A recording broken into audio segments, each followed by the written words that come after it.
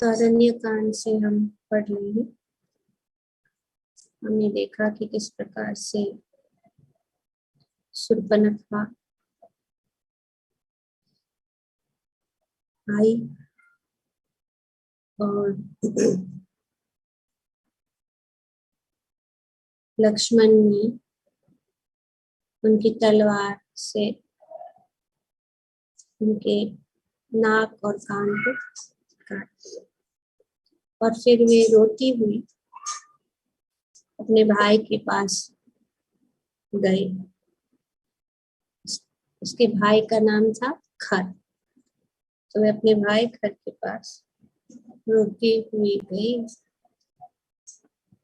किसी उछली हुई नाग की तरह फफकारते हुए खर आखिरकार बोला,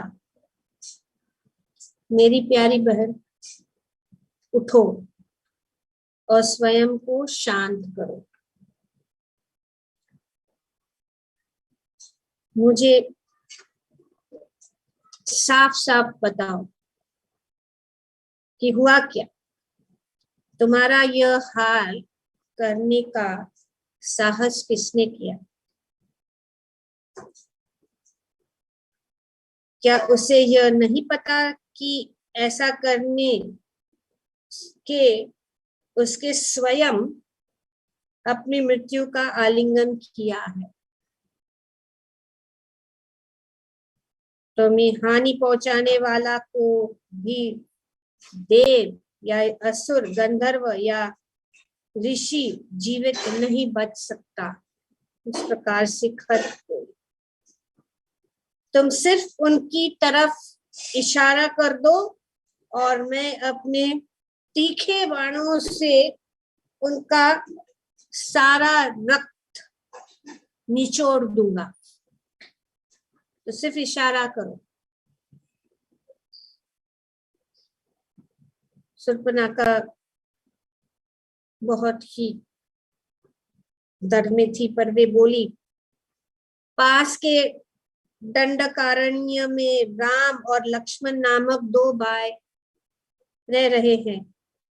मैं नहीं जानती कि वे देवता है या असुर है, परंतु उन्होंने मेरा रूप बिगाड़ा है, इसलिए मुझे तब तक शांति नहीं मिलेगी जब तक मैं उनका खून न पी जाऊं। खर ने अत्यंत बलशाली 14 राक्षसों को बुलाया और उन्हें शूर्पणखा के साथ राम, लक्ष्मण और सीता का वध करने के लिए भेज दिया। राम अपनी कुटिया में सीता के साथ बैठे थे, जबकि लक्ष्मण द्वार पर पहरा दे रहे थे कि तभी शूर्पणखा ने उनकी ओर इशारा करके राक्षसों को उनकी पहचान कराई। हाँ, यही है जिन लोगों ने मेरा ये हाल बनाया है।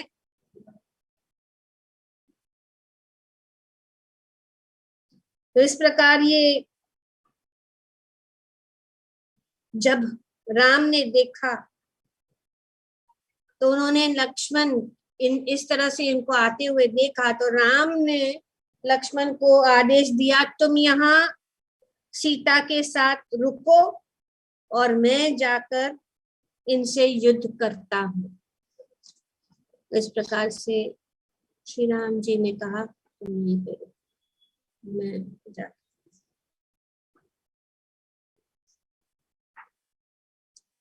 राम बाहर निकले और चिल्लाकर राक्षसों से बोले, हम इस वन में ऋषियों के अनुरोध पर आए हैं और उन्होंने हमसे तुम्हारे अत्याचारों से बचने का अनुरोध किया है। हम यहाँ पर तपस्या पूर्वक जीवन बिता रहे हैं।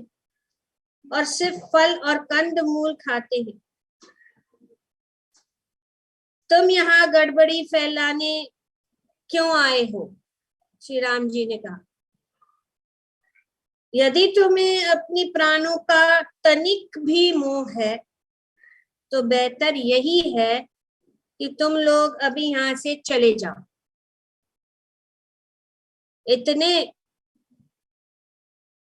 साहस पूर्वक ढंग से चुनौती दी जाने से राक्षस भेचक होकर राम को अपने लाल लाल रक्तपूर पिपासु नेत्रों से घूरने लगे और बोले, हमारे स्वामी खर तुम पर क्रोधित हैं और इसलिए उन्होंने हमें आदेश दिया है कि हम तुम्हें मार डालें। तुम हम इतने सारे से लड़ने का साहस भला कैसे कर सकते हो?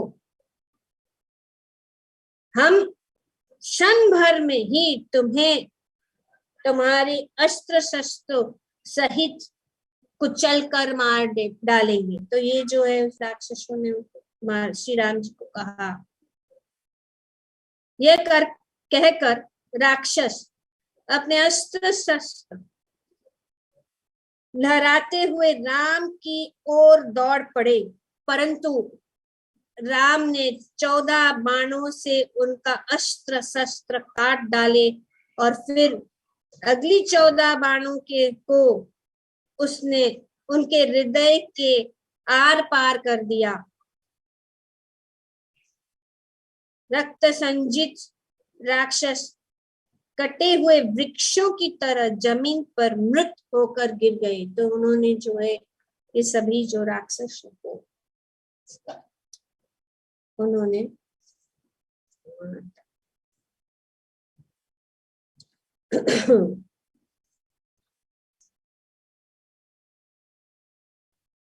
डर से थर थर कांपती शूर्पणखा वापस अपने भाई के पास भागी और उसे राक्षसों के संहार की सूचना दी।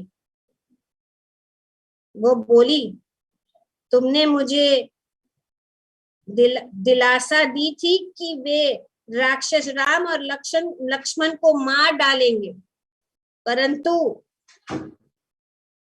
इनके उलट तुम्हारे भेजे राक्षस मारे गए। अब तुम्हें स्वयं चलना होगा और स्वयं ही राम और लक्ष्मण का वध करना होगा। यदि तुमने ऐसा नहीं किया तो मैं अपमान से लज्जित होकर अपने प्राण त्याग दूंगी। तो इस प्रकार से शूर्पणखा ने जो है कि भाई से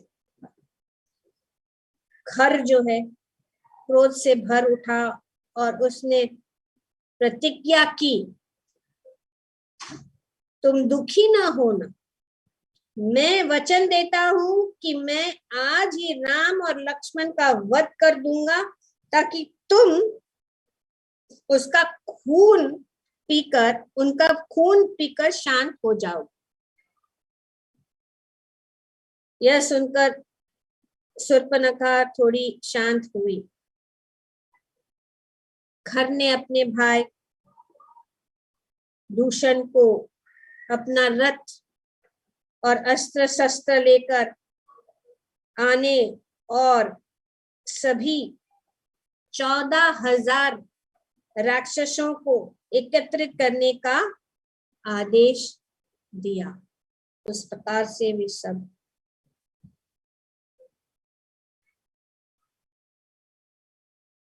जिस समय खर अपनी राक्षसों की सेना के साथ दंडक वन से जा रहा था, तभी आसमान में काले बादल छा गए और उनसे रक्त मिश्रित वर्षा होने लगी, रक्त की वर्षा होने लगी। खर के घोड़ों के पैर फिसल गए और वे जमीन पर गिर पड़े। तो वे सब घोड़े भी जो चल रहे थे सब फिसल पड़े, क्योंकि रथ की वर्षा से वे गिर पड़े।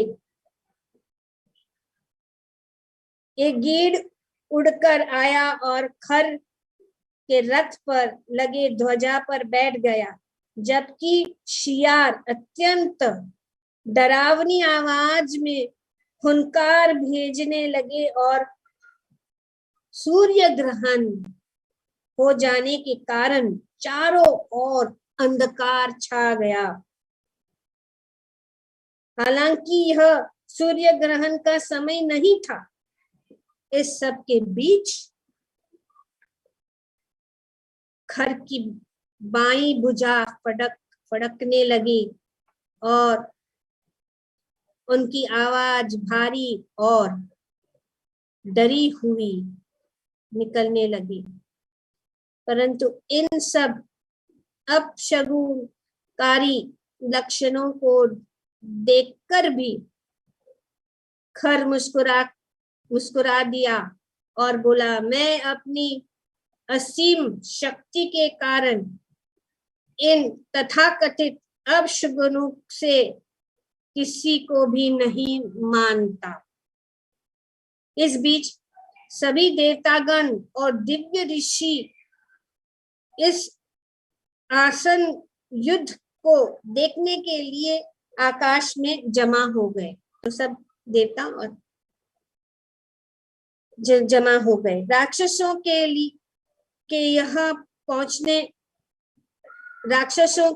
यहाँ पहुंचते समय राम ने लक्ष्मण को उन शुभ संकेतों के बारे में बताया जो उन्हें दिखे थे। वे बोले, मेरे बाण अत्यंत प्रसन्न दिख रहे हैं, मेरे धनुष की प्रत्यंचा हर्षित है और मेरा दाहिना हाथ फड़क रहा है। मेरे प्यारे भाई, तुम सीता को तत्काल पर्वत की गुफा में ले जाओ और वहां सावधानी से उनका ध्यान रखना। तब तक मैं इन राक्षसों का संहार करता हूँ। सीता और लक्ष्मण के चले जाने के बाद राम ने अपना चमचमाता हुआ सोने का कवच पहना। भयानक गर्जन करते हुए जब राक्षस आगे बढ़े तो राम ने अपने स्वर्ग ग्रासी क्रोध का आह्वान करके ऐसा भयानक रूप धारण किया जिसे देखकर भय से प्राण निकल सकते थे। खर की सेना ने राम को चारों ओर से घेर लिया और वे उन पर अपने गदा, बर्छों, तलवारों और कुल्हाड़ियों की बौछार करने लगे, जबकि खर ने 1000 बाण छोड़ दिए। राम ने इन सभी अस्त्र शस्त्रों को काट कर इनके टुकड़े टुकड़े कर दिए। राम को अपना अनेक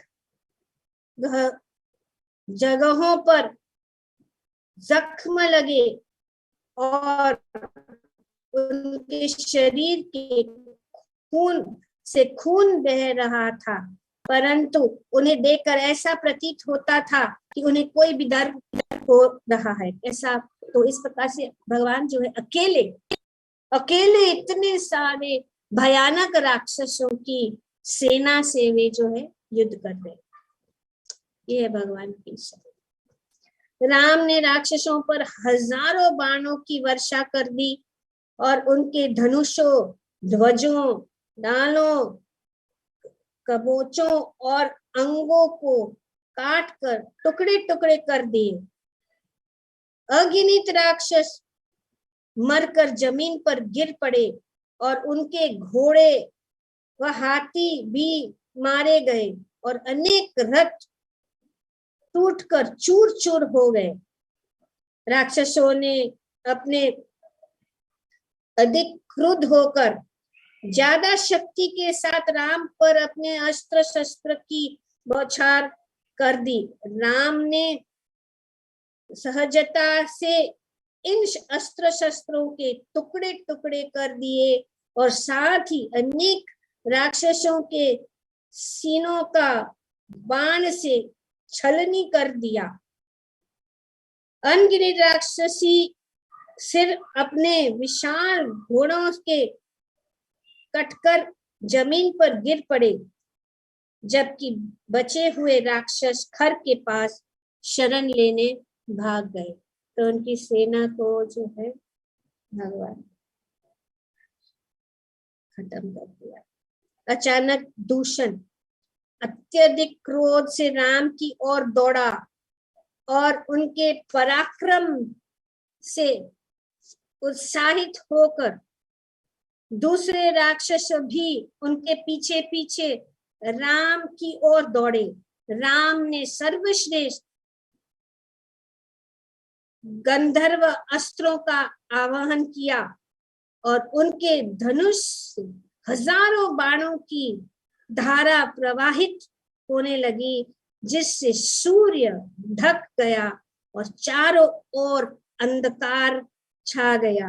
हजारों राक्षस टुकड़े टुकड़े होकर जमीन पर गिरने लगे और उनकी लाशों से इनके बाद दूषण ने राम पर आक्रमण करने के लिए 5000 राक्षसों को बुलाकर सेना बनाई। इसके बाद दूषण ने अत्यंत पराक्रम दिखाते हुए युद्ध किए और जब राम ने देखा कि उनके बाणों को वह काट दे रहा है तो वह क्रोध से आग बबूला हो उठा। एक दीप्यमान बाण चलाकर राम ने दूषण के धनुष के 2 टुकड़े कर दिए। इसके बाद उन्होंने 4 बाण चलाए, जिससे उन्होंने उस राक्षस के घोड़ों को मार डाला। एक और बाण से राम ने दूषण के सारथी का वध कर दिया और फिर 3 बाणों से उन्होंने उनके सीने की छलनी कर दी। दर्द से कराहटे दूषण ने एक कांटेदार गदा उठाई और अपने रथ से कूदकर उसने उग्रता पूर्वक राम पर दावा बोल दिया, परंतु राम ने अपने 2 बाणों से उनकी दोनों हाथ काट डाली और फिर एक और बाण चलाकर उन्होंने उस राक्षस का अंत कर दिया। तो इस प्रकार से घमासान युद्ध हुई। दूषण की बीच दूषण की बची कुची सेना राम से बदला लेने के लिए उनके ओर लपकी, परंतु अत्यंत बुद्धिमानी से युद्ध करते हुए राम ने 5000 बाणों की बौछार लगा दी और धूमकेतु के समान चमकते हुए इन बाणों के कारण शीघ्र ही 5000 राक्षस धूल में मिल गए। यह देखकर खर ने अपने बचे हुए सैनिकों को आक्रमण करने का आदेश दिया, परंतु राम ने शीघ्र ही उनकी भी जो सेना थी 14,000 राक्षसों को उन्होंने जो है लाल खून के रक्त से उनके जो है वध किया और उनके खून जो है समुद्र की बाती वो जो है वहां पे बहने लगी।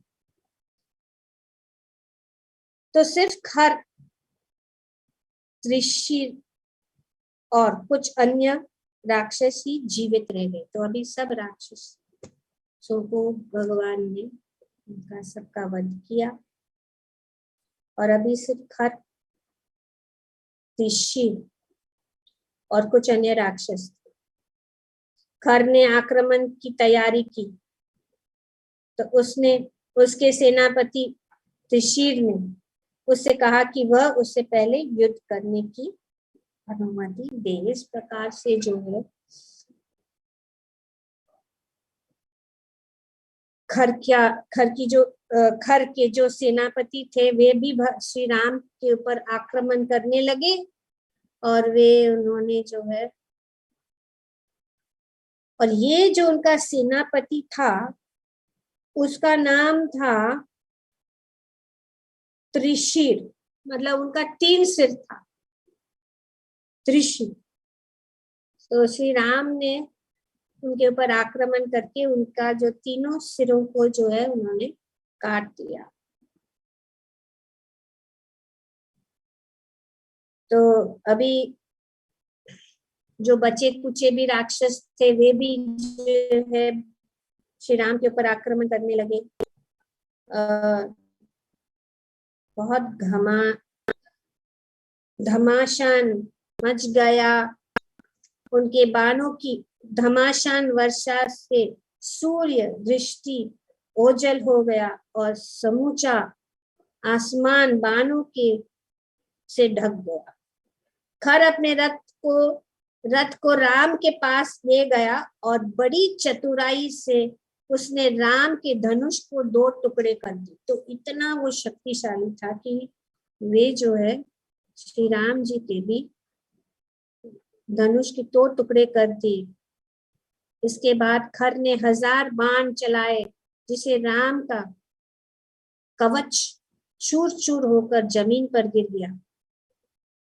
यद्यपि राम के अंगों में गहरे घाव हो गए थे, परंतु राम ने शांति के साथ भगवान विष्णु के धनुष पर प्रत्यंशा चढ़ाई और खर के राज्य चिन्ह वाले ध्वजा को काट गिराई। इसके जवाब में उस राक्षस ने उन्हें गंभीर रूप से घायल कर दिया। अत्यधिक क्रोध से कुपित होकर राम ने पूर्ति से 6 बाण चलाए जिन्होंने खर के सिर, बाहों और सीनों को भेद दिया। इसके बाद 13 बाण से राम ने उनके घोड़े मार गिराए। तो इस प्रकार से बहुत ही घमासान युद्ध हुआ खर और श्री राम के बीच में। तो भगवान के साथ ऐसे युद्ध होकर खर ने बोले, हे अरे नीच अभागे, असली पराक्रमी अपनी शक्ति की डिंग नहीं हाका करते। यह कहकर खर ने अपनी विशाल काय गदा राम की ओर फेंक दी। इस चमकदार गदा से निकलते अंगारों ने अपने पथ में आने वाली सभी वृक्षों और झाड़ियों को जलाकर राख कर दी। तो इस प्रकार से जो खर ने एक भयानक गदा एक बार फिर राम और खर ने एक दूसरों से कटु शब्द कहे और फिर उस राक्षस ने साल का एक वृक्ष उखाड़ लिया और उसे घुमाकर राम की ओर प्रबल वेग से उछाल दिया और चिल्लाकर बोला, अब तू मरा। परंतु राम ने उस विशाल वृक्ष को काटकर टुकड़े टुकड़े कर दिए। तो इस प्रकार से राम ने जो है भयानक राक्षस खर नामक राक्षस का उन्होंने वध किया। राम की विजय देखकर देवतागण प्रसन्नता से अभिभूत हो उठे और उनका मंगल में वाद्य यंत्र बज उठे और पुष्प उनके ऊपर उन्होंने बरसाए। उसके बाद अगस्त ऋषि की अगुवाई में महान ऋषिगण राम के पास पहुंचे और उनसे बोले कि इंद्र ने शरभंग से भेंट इसलिए की थी ताकि आप यहाँ आए और इन राक्षसों का संहार करें। यही कारण है कि ऋषि ने आपको यहाँ आकर रहने की सलाह दी। तो फिर उन्होंने कहा कि इतने सारे राक्षस जो है हमारे जो यज्ञ को भंग कर रहे और सता रहे, और इसीलिए आप आकर आपका यहाँ आना उचित था, क्योंकि इनका जो है वध करना जरूरी था। सीता और लक्ष्मण अपनी गुफा से बाहर निकल आए। राम को सुरक्षित और स्वस्थ देखकर सीता अत्यंत प्रसन्नता पूर्वक उनके पास दौड़ी और उनसे आलिंगन कर ली।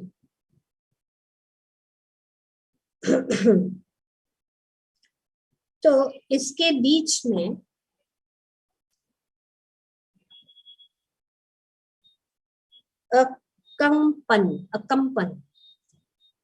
अकंपन नामक एक राक्षस इस भीषण संहार से बचकर भाग निकला। तो अभी इन सब में से एक जो है राक्षस जो है बच गया, उसमें से वो भाग निकला और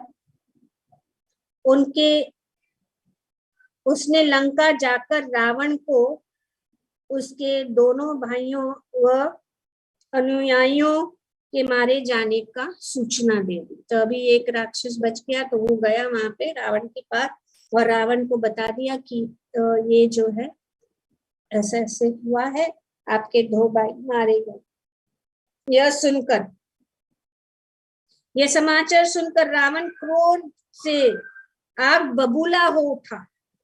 वो अत्यंत आवेश से भरकर चिल्लाया, किसने मुझ पर इस प्रकार आक्रमण करने की दुष्टता की? क्या उसे अपने प्राणों का मोह नहीं रह गया है?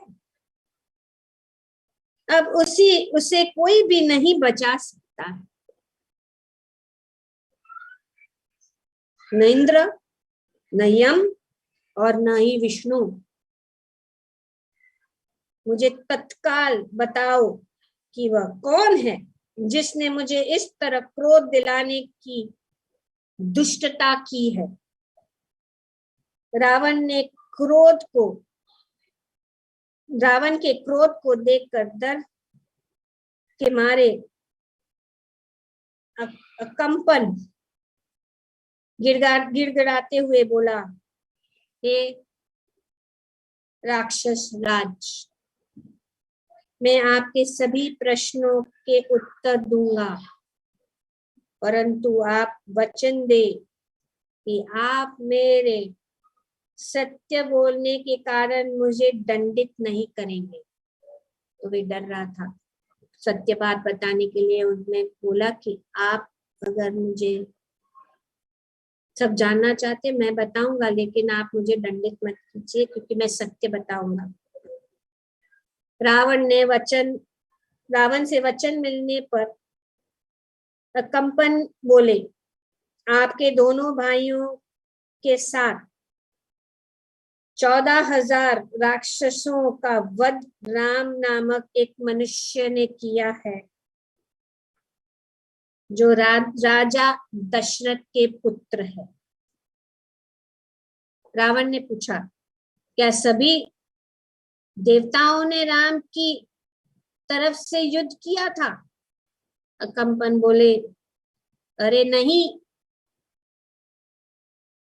राक्षस राज, राम ने सभी राक्षसों का वध अकेले ही किया और यहाँ तक कि अपने छोटे भाई लक्ष्मण की सहायता भी नहीं ली। उसने सोचा कि अरे ऐसा इतने सबको मारा तो शायद देवताओं ने सहायता की होगी, लेकिन उनका नहीं, उन्होंने अकेले इन सबको मारा बिना लक्ष्मण की सहायता से। कोई भी उनके सामने नहीं टिक सका और जब वह खुद होकर खड़े हुए तो ऐसा जान पड़ा मानो संपूर्ण ब्रह्मांड नष्ट हो जाएगा।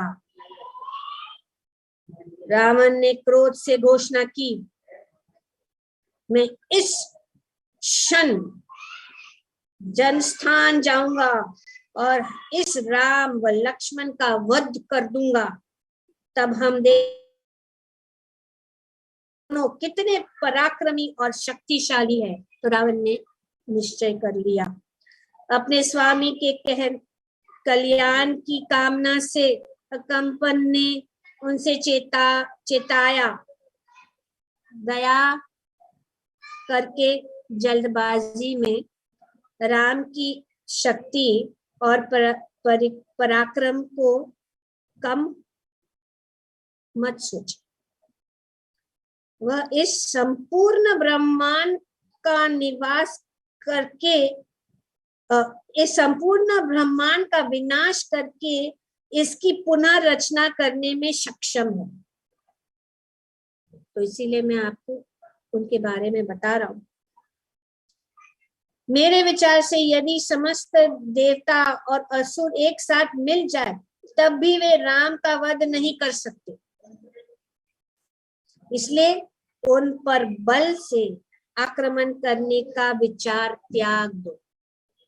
मैं कहा कि मत करो, त्याग दो। मेरे पास एक और विचार है जिसके माध्यम से आप राम की मृत्यु के बारे में सुनिश्चित हो सकते हैं। तो अभी वे बोल रहे कि एक और उपाय है, आप ऐसे उनके साथ युद्ध में नहीं जीते जाएंगे, आप जीत नहीं सकेंगे। तो मैं दूसरा एक उपाय बताता हूँ। उनकी पत्नी सीता अतुलनीय रूप सी है और उनका मुखमंडल 1000 चंद्रमाओं से भी अधिक सुंदर है।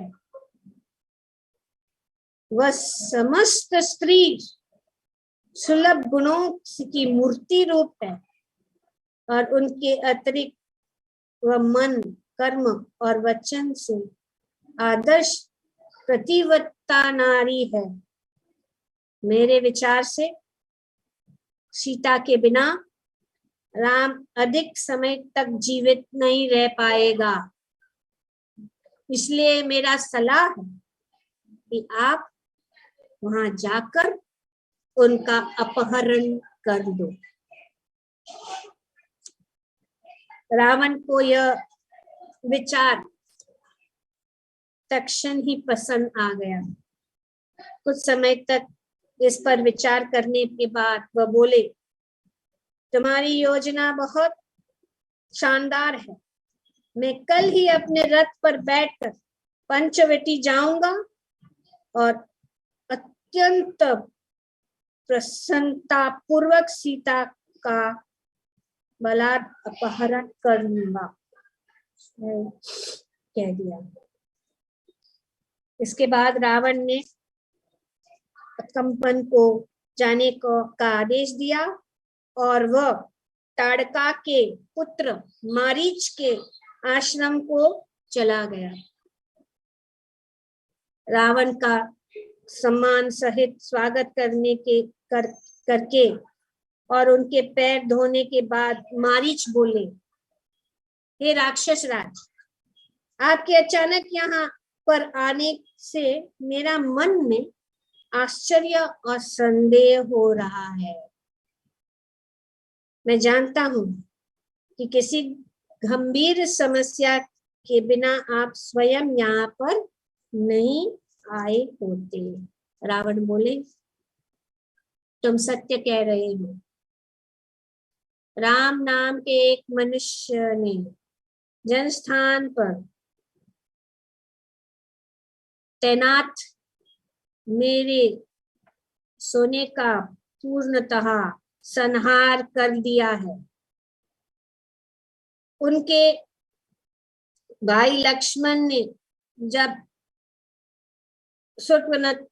शूर्पणखा का रूप बिगाड़ दिया तो खर और दूषण ने उनसे उनका बदला लेने का प्रयास किया। मैं अपने दोनों भाइयों को अजय मानता था, परंतु अपने सभी सैनिकों के साथ वे भी मारे गए। मेरे प्रिय मारीच, मुझे राम की पत्नी सीता का अपहरण करने में तुम्हारा सहायता चाहिए। तो मारीच से यह सुनकर मारीच स्तंभ रह गया और भय से बोला, जिसने भी आपको यह सुझाव दिया है, असल में वह मित्र के वेश में आपका शत्रु है। हे रावण, यदि आप इस मूर्खतापूर्वक योजना को पूरा करने का प्रयास करेंगे तो इसका परिणाम सिर्फ आपका विनाश ही होगा, क्योंकि राम के पास भगवान विष्णु के समान असीमित शक्तियां हैं। राम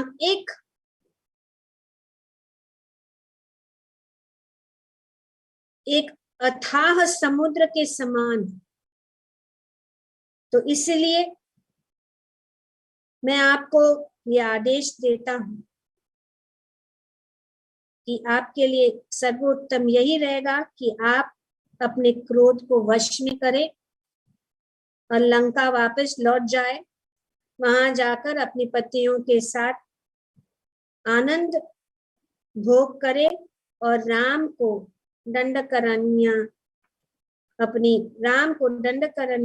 अपनी पत्नी के साथ आनंद मग्न रहने दे, अन्यथा आप अनावश्यक ही अपने सिर पर विपत्ति मोल लेंगे।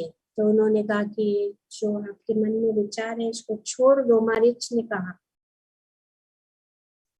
उनको उस प्रकार से सलाह दी कि अभी छोड़ो उन लोग को। मारीच की सलाह मानकर रावण लंका में स्थित अपने अनुपम राज सिंहासन को लौट गया। तो वो भी मान गया, रावण मान गया और वो चला गया अपने। इसके बीच राक्षसों की बड़ी संख्या में संहार देखने के बाद शूर्पणखा अपने भाई से मिलने आए। तो मिलने गए।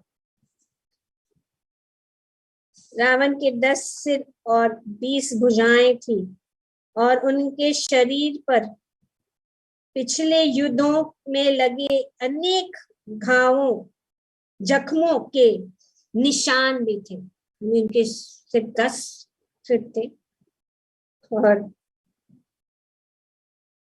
जो है इस प्रकार से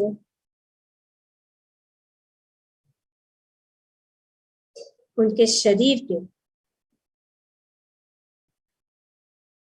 बहुत जख्मे के निशान थे, जिसमें भगवान विष्णु के सुदर्शन चक्र द्वारा बने घावों के निशान भी शामिल थे। एक बार रावण ने भोगवती पर आक्रमण करके वासुकी और तक्षक को हराया था और तक्षक की पत्नी को बलपूर्वक उठा ले गया था। कुबेर पर विजय प्राप्त करके रावण ने पुष्पक रथ पर अधिकार किया था द्वेष के कारण उनके नंदन वन और स्वर्ग के कुछ उद्यानों को भी नष्ट कर दिया था। रावण ने बहुत समय पहले कठोर तपस्या की थी और 10,000 वर्ष तक तपस्या करने के बाद उसने भगवान ब्रह्मा को अपने 10 सिर काट कर अर्पित कर दिए। रावण ने प्रसन्न होकर रावण से प्रसन्न होकर ब्रह्मा जी ने उसे मनुष्य के अतिरिक्त अन्य सभी जीवधारियों से नहीं मारे जाने का वरदान दिया था।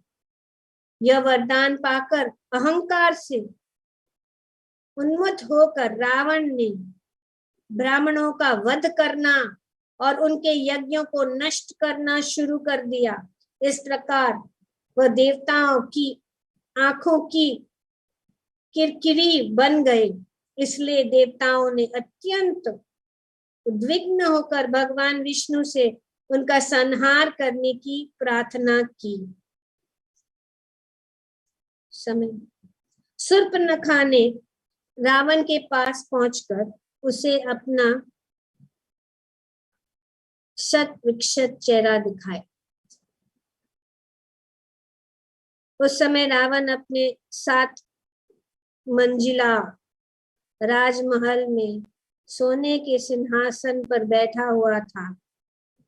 शूर्पणखा ने रोते कलपते हुए रावण से कहा, मेरे प्यारे भैया, क्या आप इंद्रिय भोग में इतना अधिक डूब गए हो कि अपने आप को अपने सामने मुंह व खड़ा इतना गंभीर संकट नहीं दिख रहा? इस प्रकार से उन्होंने कहा कि इतना सारा बड़ा समस्या हो गया पर आपको पता नहीं। रावण अपने मंत्रियों के सामने अपनी बहन की इस भड़काने वाली बातों की सूचना क्रोध से पागल हो उठे, परंतु उनके क्रोध को नियंत्रण करके और कुछ देर तक सोच विचार करने के बाद उसने पूछा, ये राम कौन है और वह कितना बलशाली है? क्या उसने ही इस प्रकार से तुम्हारा रूप बिगाड़ा है? मुझे सब बताओ, क्योंकि मैं सारी बात जानना चाहता हूँ। शूर्पणखा बोली, लंबे व बलिष्ठ भुजाओं वाले और कमल की पंखुड़ियों के समान विशाल नेत्रों वाले राम स्वयं प्रेम के देवता का अवतार जान पड़ते हैं। यद्यपि वह सभी क्षत्रियों में सबसे अधिक पराक्रमी है, परंतु वह मृगांबर और वृक्ष की छाल के वस्त्र पहनते हैं और सिर पर जटा धारण किए रहते हैं। राम का छोटा भाई लक्ष्मण है और उसी ने अपने भाई के आदेश से मेरी नाक और कान काटे हैं। अब वो और उनको भड़काने की कोशिश करे। राम की पत्नी का नाम सीता है और वह हूबहू सौभाग्य की देवी के समान दिखती है। उनकी आंखें बड़ी बड़ी और काली है और उनका रूप अनेक चंद्रमाओं को भी मात करती है। उसकी चिकनी त्वचा पिघले हुए सोने के समान है और उनकी पतली कमर, कटु नितंबर और भरपूर स्तन उसे अतुलनीय सुंदरी बनाते हैं। ये रावण, सीता के समान सुंदर स्त्री कोई भी नहीं है। मुझे पता है कि यदि आप उसे एक बार देख लें तो आप उनके प्रेम में पागल हो जाएंगे। वह आपके लिए एक आदर्श पत्नी है। मैं सीता को पकड़कर आपके पास लाना चाहती थी, परंतु जैसे ही मैंने ऐसा करने का प्रयास किया, लक्ष्मण ने मेरा रूप बिगाड़ दिया। मेरे प्यारे भैया, यदि आप स्वयं को उतना ही पराक्रमी और सूरवीर समझते हो जितना कि आप अपने बारे में बखान करते हो, तो आप वहां जाकर सीता का अपहरण कर लो। तो शूर्पणखा इस प्रकार से रावण को बोली। यह सुनकर रावण ने सीता को पाने का दृढ़ संकल्प कर लिया। अभी उसने तो एक बार फिर अपने रथ पर बैठकर और समुद्र पार करके मारीच के आश्रम पहुंच गए। ऋषि के समान वेश धारण करके तपस्या करने में लगे मारीच ने रावण का आदर पूर्वक स्वागत किया और उससे पूछे, हे रावण, हे राजन, मेरी तुच्छ कुटिया में आपके इतने जल्दी वापस लौट आने का क्या कारण?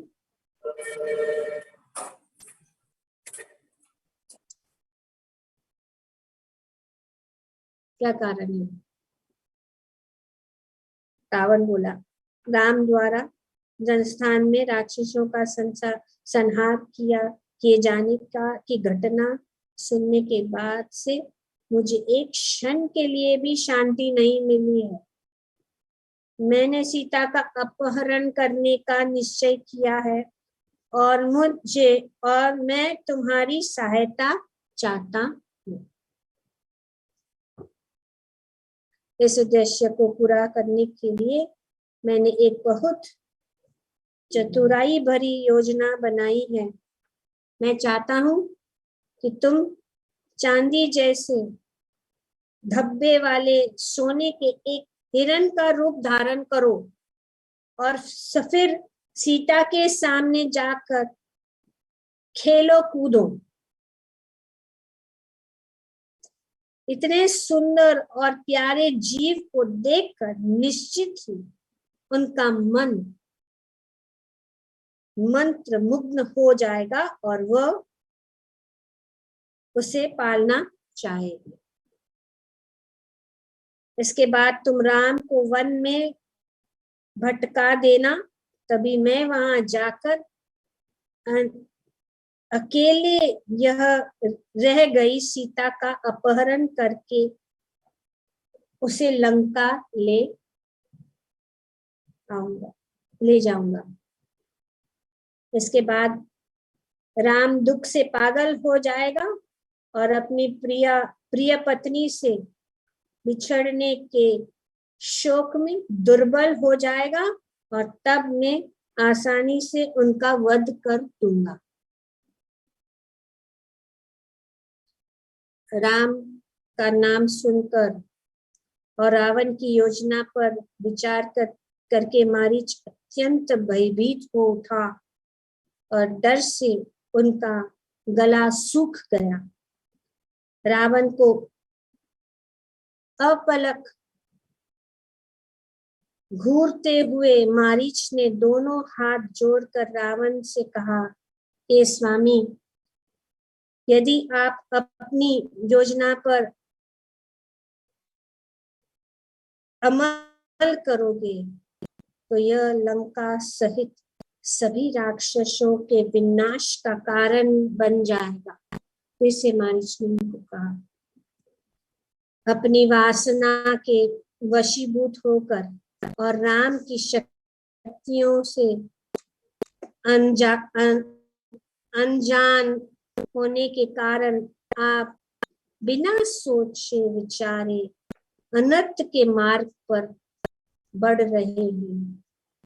इससे पहले कि आप आंख मुंडकर स्वयं अपने विनाश की को निमंत्रण करें, कृपया करके राम की असीमित शक्तियों के बारे में मेरी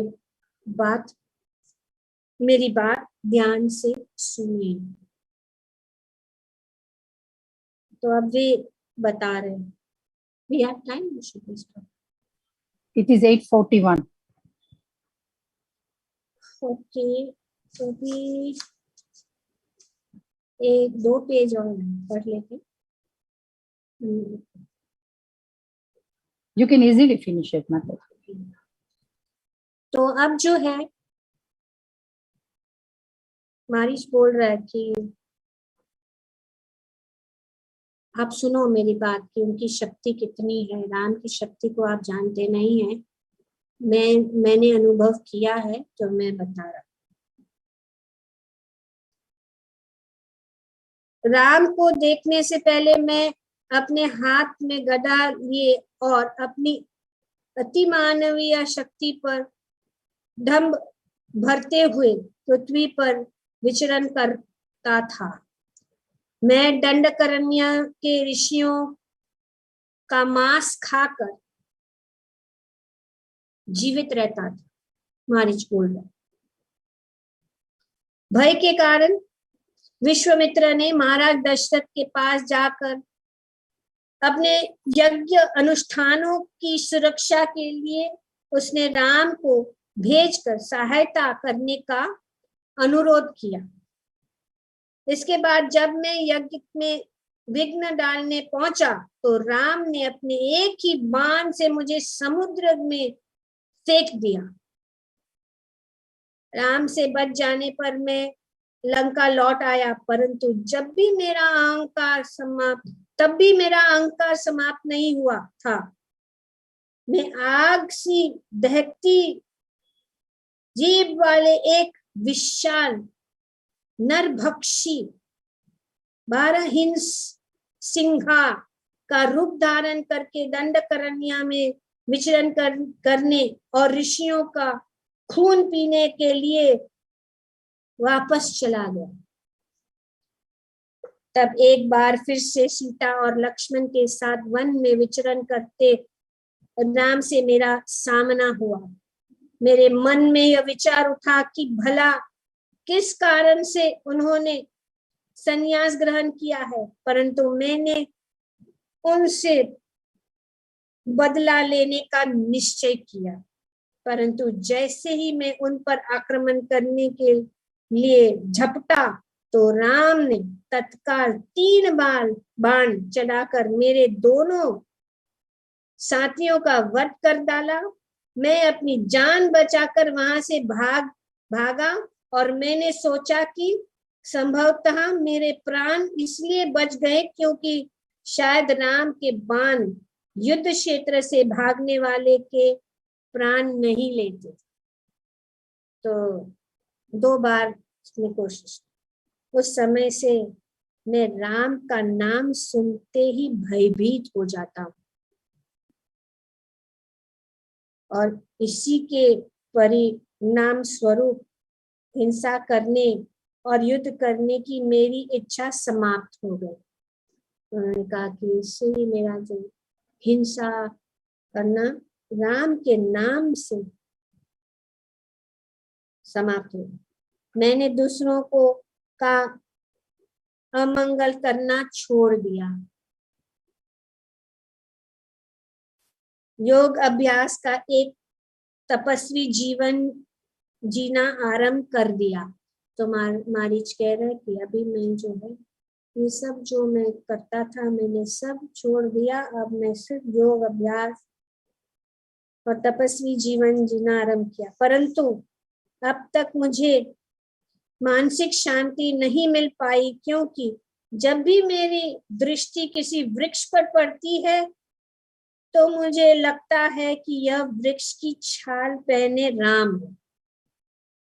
वो जब वृक्ष कि देखते हैं चारों में सकते वृक्ष राम इस प्रकार संपूर्ण वन क्षेत्र ही अगिनित रामों में बदल गया है और इस कारण से मैं किसी भी दिशा में देखता ही भयभीत हो जाता।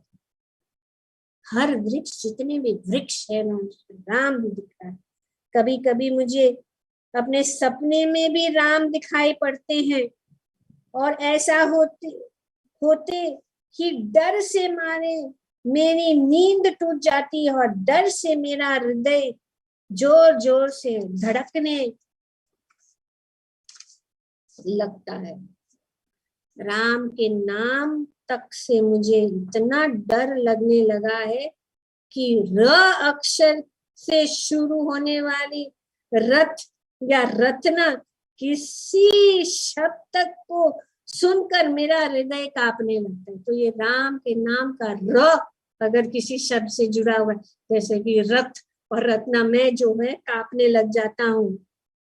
ये राजन, मैं आपको स्वयं आपके और अपने कल्याण के लिए सीता का अपहरण करने की बात भूल जाने की सलाह देता हूँ। राम से डरने की बात छोड़ दी जाए तो भी आप ऐसा पाप क्यों करना चाहते हैं? दूसरे व्यक्ति की पत्नी का अपहरण करने से अधिक दंडनीय कुछ भी नहीं है।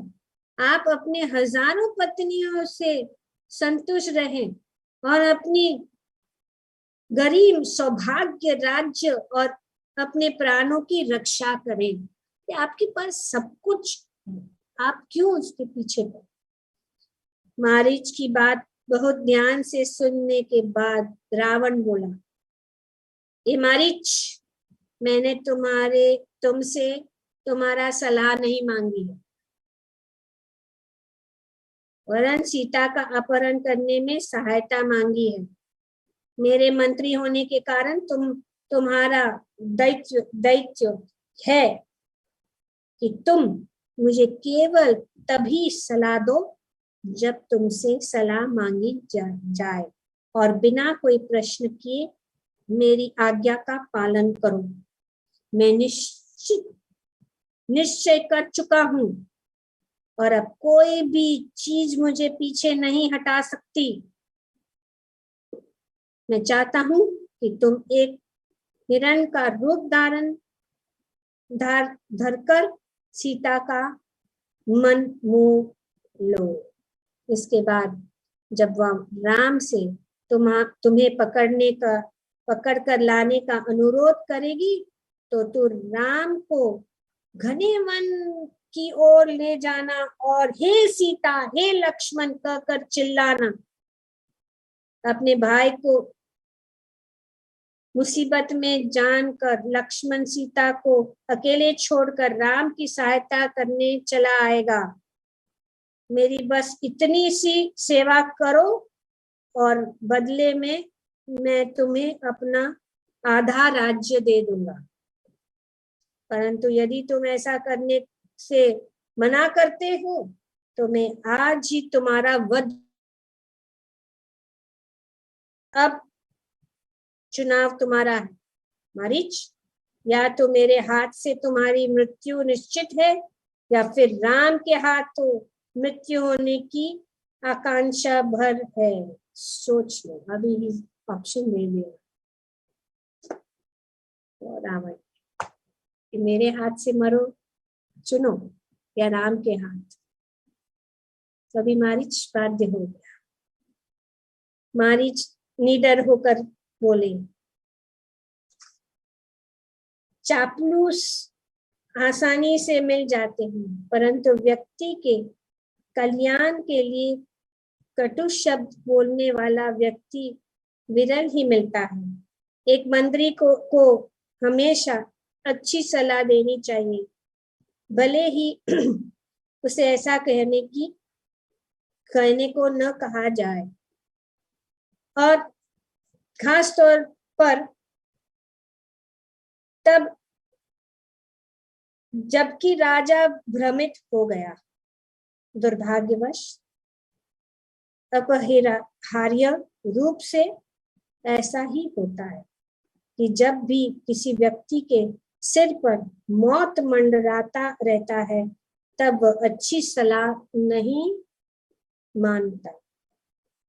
हे राजन, यदि हम आपकी योजना पर अमल करते हैं तो हम दोनों की ही मृत्यु निश्चित है। फिर भी यहाँ पर तुम्हारे हाथों मारे जाने से बेहतर है कि मैं युद्ध क्षेत्र में एक पुण्यात्म शत्रु के हाथों मारूं। इसलिए चलो अभी तत्काल यहाँ से चलते हैं। हरि कृष्ण। यहाँ पे हम आज रुकेंगे।